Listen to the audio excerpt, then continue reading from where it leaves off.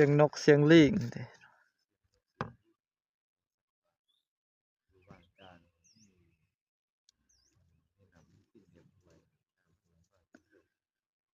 นำออกก่อเลยส่วนหลายนี่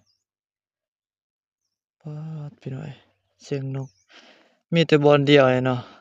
แบบว่าต้นไม้ยังมันยังหลายแล้วเขายังบ่ทันได้บุกเบิกหลายหั้นนะคือสิแม่นยังหกเติบเขตนี้